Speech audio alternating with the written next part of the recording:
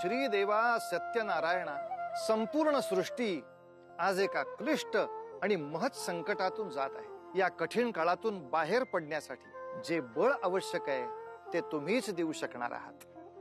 येणारा काळ सुखाचा होवो. सर्वेपि सुखिनः सन्तु, सर्वे सन्तु निरामयाः, सर्वे भद्राणि पश्यन्तु, मा कश्चित् दुःखमाप्नुयात्. जय देवा सत्यनारायणा. काय माऊली, ओळखलत का मला? अहो, मी कीर्तनकार चारुदत्त गोविंद आपळे, तुमच्यासारखाच भगवंताच्या सेवेचं व्रत घेतलेला एक सहोदर. या नवीन पर्वामध्ये सर्वांच्या बरोबर या व्रतांच्या मालिकेत एक वाटाड्या म्हणून सोबत करायचं भाग्य मला लाभलंय.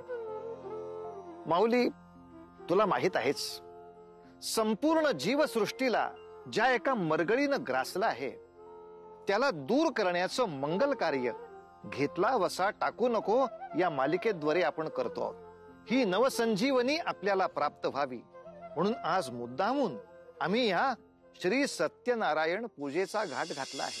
सगळ्यांच्या मनोकामना पूर्ण करणारं असं हे व्रत. आज कलियुगात मनातल्या इच्छा पूर्ण व्हाव्यात म्हणून सगळेच ही पूजा करतात. सगळ्या संकटाचं मूळ म्हणजे ही मोहमाया आहे बरं, मोहमाया. आपल्यासारखे लोक त्याच्यात अडकतात हे ठीक, पण चक्क नारद मुनी त्यांना सुद्धा या मोहपाशातून दूर होता आलं नाही. काय सांगतेस माऊली, तुलाही माहिती नाही? चला तर मग या सत्यनारायण कथेच्या आधी या मायेची महती सांगणारी कहाणी ऐकूया. नारदांच्या विवाहाची कथा. सोडा, मला जाऊ द्या. सोडा, सोडा, मला जाऊ द्या. सोडा, मला नाही करायचा विवाह. सोडा, सोडा, सोडा, सोडा, मला जाऊ द्या. सोडा, नाही करायचा मला विवाह. सोडा.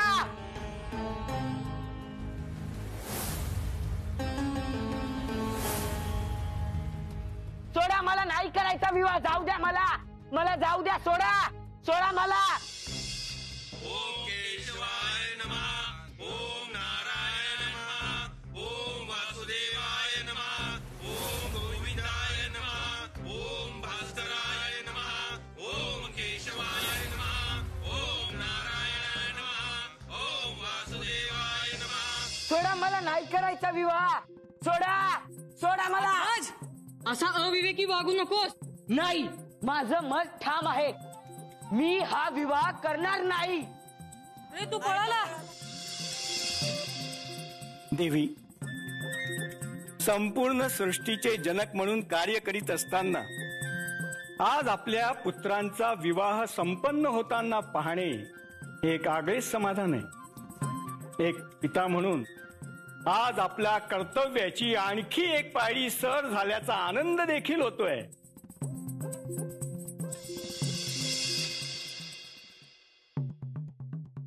नारदा, अशा शुभ प्रसंगी तुझी मुद्रा उदास का? नारायण नारायण, पिताश्री, उलट मला गहिवरून येत आहे. तुझ्या बंधूंच्या आनंदात तू सहभागी होतोयस याचा आम्हास देखील आनंदच आहे. पिताश्री, तरी आपणास माझे प्रताप ठाऊक नाहीत. अन्यथा नारायण नारायण, मला नाही करायचा विवाह. सोडा, सोडा मला. आता तो दिन देखील शीघ्र दिसू लागलाय जेव्हा तुझ्या आयुष्यात असा मंगल क्षण येईल. पिताश्री, मी आपल्या आज्ञेच्या बाहेर नाही, परंतु आपण मला या विवाहाच्या, या संसाराच्या बंधनात अडकवू नये अशी माझी आपणास नम्र विनंती आहे. विवाह, सहजीवन याकडे पाहण्याचा तुझा दृष्टिकोन अतिशय अयोग्य आहे नारदा. ही प्रत्येकाच्या आयुष्यात येणारी एक अवस्था आहे. जीवनास पूर्णत्व देणारी एक घटिका असते. खरं आहे पिताश्री, परंतु मी माझे जीवन माझ्या आराध्यांना, प्रभूंना वाहिले आहे. अशा वेळी या मोहमायेच्या पाशात मला अडकवणे योग्य ठरणार नाही. म्हणजे आजन्म ब्रह्मचर्य अंगीकारणार आहेस की काय नारदा?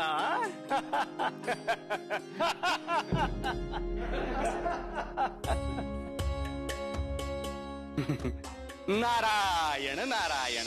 जाऊ द्या मला, सोडा माझा पाय, सोडा सोडा सोडा मला, खाली उतरा, सोडा.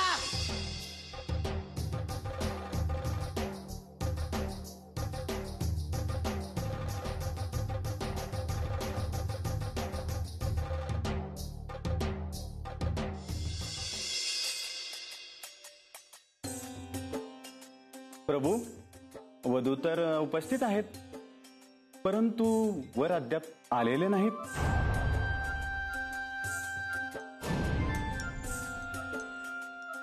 हे तर होणारच होते पिताश्री. नारायण नारायण. सोडा मला, सोडा सोडा मला, सोडा मला, इथे का आणले? सोडा सोडा मला, सोडा सोडा.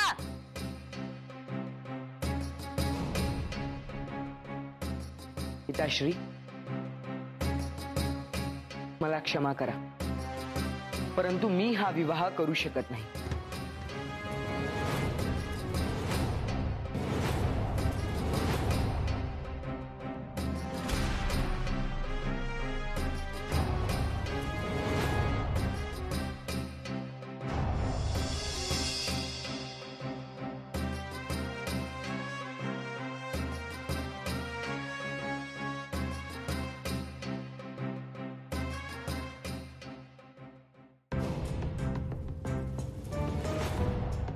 कुठे जातोयस नारदा? मी ते पिताश्री, घशाला कोरड पडली आहे म्हणून जलप्राशन करण्यास जात आहे. आलोच आलोच. पिताश्री, आपण तरी माझे बोलणे समजून घ्यावे.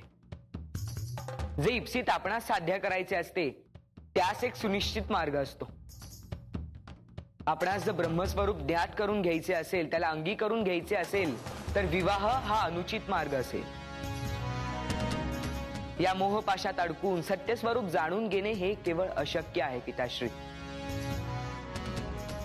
हे भ्रामक ज्ञान सांगून तुझी मती कलुषित केलेली आहे. कोणी सांगितलं तुला हे?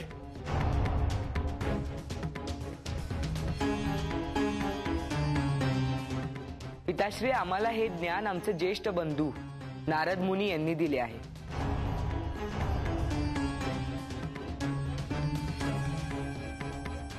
हे सत्य आहे नारदा? हो हो, आम्हाला ज्येष्ठ बंधूंनी सांगितलेले आहे. हो, ज्येष्ठ बंधूंनीच सांगितलं. हो, ज्येष्ठ बंधूंनीच सांगितलं. शांत. तुम्ही काय प्रकार आहे ते सांगा. पिताश्री, आमचा विवाह होणार म्हणून आम्ही सगळे आनंदी होतो, पण इतक्यात अचानक पाहिले, विवाह बंधनात अडकणार म्हणून किती उत्सुक आहे हा. होय, तर केवळ आनंद म्हणून नाही, तर आपले पिताश्री भगवान ब्रह्मदेव यांच्या आज्ञेचे पालन करीत आहेत. अर्थात ब्रह्मण म्हणजे नेमके काय, त्याचा मर्म जर संसारात गुंफून घेतल्यावर कसे समजून घेऊ शकतो, हेच तर आपल्याला सांगितलं आहे. आणि हे किती मोठं दायित्व आहे आपल्यावर. नारायण नारायण नारायण नारायण. कल्याणमस्तु. बंधो, सगळ्यांच्या चेहऱ्यावर विवाहासाठी अधीर झालेल्या वराचे भाव दिसत आहेत. आम्हास विवाहापेक्षा आनंद संसारात रमून ब्रह्मंचा अर्थ व त्याचे महत्व शोधण्यात आहे. आता त्या कार्यात सहाय्य करणे हेच आमचे परम कर्तव्य.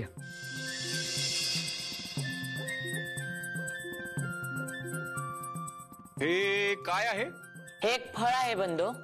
आता हे फळ जेव्हा आपण चाखतो तेव्हा त्यातील माधुर्य आपल्याला जाणवते, मात्र आपण फक्त बाह्य भागच खातो. त्याचा बीजाचा भाग आपण फेकून देतो. खरं तर जर का आपल्याला फळाची पुनर्निर्मिती करायची असेल तर हा बीजाचाच भाग खूप महत्वाचा असतो. आम्हास काही समजले नाही भ्राताश्री. सांगतो. आता हे जे विवाहातून मिळणारं संसार सुख आहे ते या फळाच्या बाह्य भागासारखं मधुर आहे. पण ते वरवरचे आणि ऐहिक आहे. संसारातच रमू लागलो तर आपण या गाभ्यापर्यंत पोहोचणार तरी कसे? मुळात मोहाचे पाश ज्यासाठी वर्ज्य आहेत त्यात अडकून सत्य म्हणजे काय, ब्रह्मन म्हणजे काय याची अनुभूती तुम्हाला मिळू शकेल. केवळ आणि केवळ ब्रह्मचर्यच आपल्याला सत्तेची प्रचिती देऊ शकेल. आता त्याची प्रचिती आपल्याला साधना न करताच कशी काय मिळू शकेल बरं? मला असे वाटते की आपण मी स्वीकारलेल्या मार्गाचे अंधानुकरण जरी केलेत तरी देखील आपला मार्ग सुकर होईल.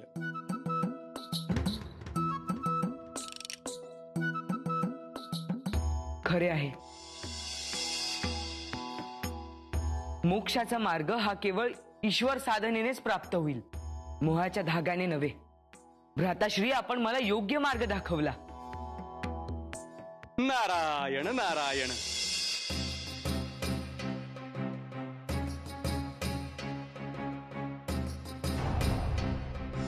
नारदा, कुठे पलायन करतोयस? पिताश्री, मी काही सुद्धा केले नाही. या भूतलावर प्रत्येक गोष्ट घडण्यामागे एक निश्चित कारण आहे आणि नारदा, त्यांच्या ह्या निर्णयात सर्वस्वी तूच कारणीभूत आहेस. पिताश्री, मी केवळ त्यांना हेच समजावण्याचा प्रयत्न करत होतो की मोक्षाचा मार्ग मोह मायेपेक्षा अलिप्त आहे. जी वाट आपण कधी चाललोच नाही त्याबद्दल दूषणे देत जाणे हे अपरिपक्व बुद्धिमत्तेचे लक्षण आहे. मायेची शक्ती किती थोर आहे याची प्रचिती तुला येणे अशक्य आहे, कारण तू त्यापासून अलिप्त आहेस. आणि म्हणूनच तुझ्या या दुष्कृत्याबद्दल आम्ही तुला शाप देतो.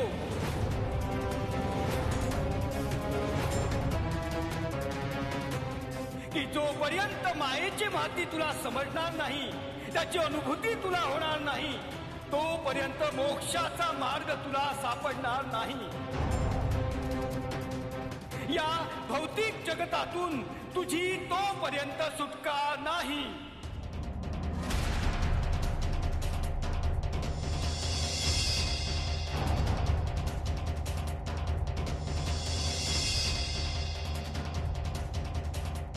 पिताश्री, पिताश्री.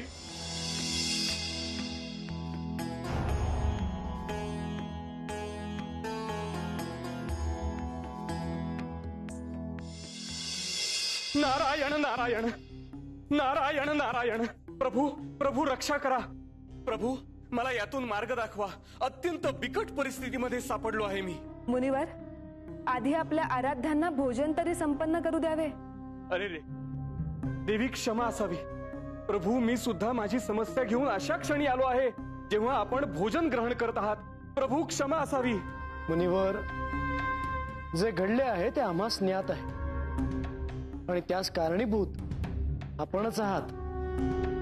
प्रभू,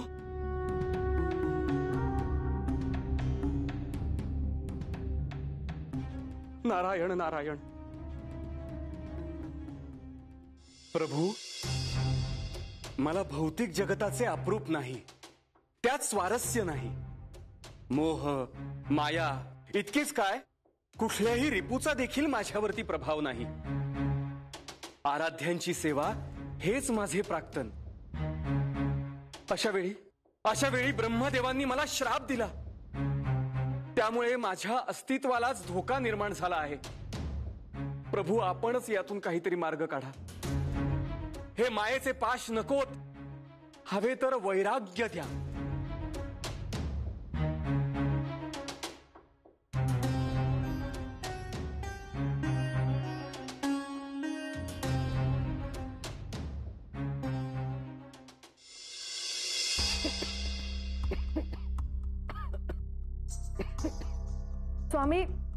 स्वामी, काय होत आहे आपल्याला?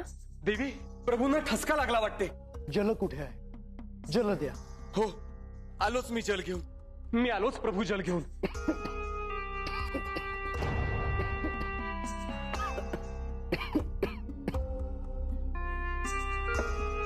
देवी देवी येथे जल नाही. मुनिवर तुम्ही त्वरित जल घेऊन या. हो, हा गेलो आणि हा आलो. नारायण नारायण. स्वामी स्वामी मुनिवर येतीलच, तोवर तुम्ही स्वस्थ बसा. नाथ, म्हणजे हे सारे? देवी, परमपिता ब्रह्मदेवांनी नारदास शाप दिला असेल तर निश्चितच त्यामागे काहीतरी कारण असेल. आणि ज्या मायेपासून नारद मुनी दूर पळत आहेत त्याची त्यांना प्रचिती व महती आल्या वाचून राहणार नाही. नारायण नारायण, नदी कुठे आहे? जल आणायचं. अरे माझ्याविषयी कोणी विचारलं तर कोणा सांगू नका. अरे असं का म्हणाला? तपस्वी पुरुष दिसत नाही का रे तुला? नारायण नारायण नारायण नारायण नारायण नारायण नारायण नारायण नारायण नारायण वासुदेवा नारायण. अहो थांबा थांबा थांबा. तुम्ही कोणी एका मनुष्यास पाहिले का हो? तो माझ्यासारखा तब्येतीने उघडा आणि अंगरखा घातलेला होता. तो पाहिले आहे. तो मनुष्य तर त्या दिशेने गेला. तर पकडा त्याला. असं? हो. नारायण नारायण नारायण नारायण नारायण नारायण नारायण नारायण नारायण नारायण नारायण नारायण. नवतीची नार अशी मी, यौवनाचा भार जरी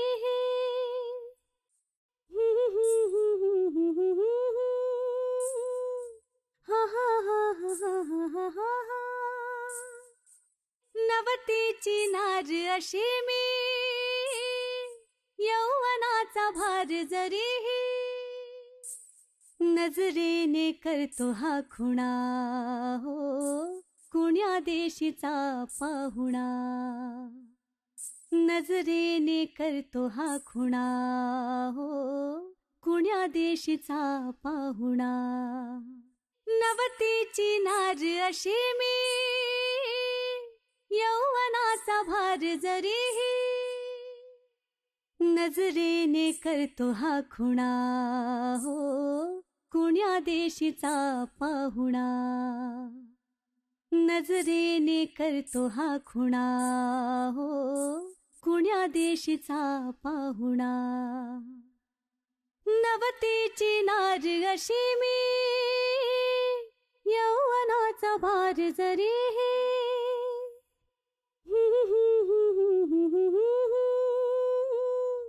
हा हा हा हा हा हा हा हा.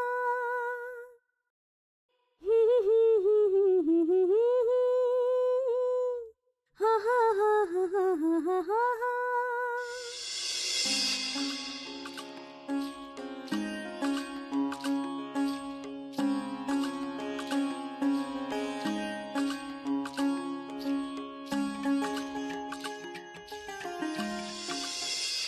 देवर्षी असलेले हे मुनिवर केवळ स्त्रीची मोहक छटा दिसल्याबरोबर आपल्या मार्गावरून ढळलेले आपल्याला दिसतात. आता ब्रह्मदेवानीच शाप दिला असेल तर ती ब्रह्मवाणी खोटी थोडीच ठरणार आहे.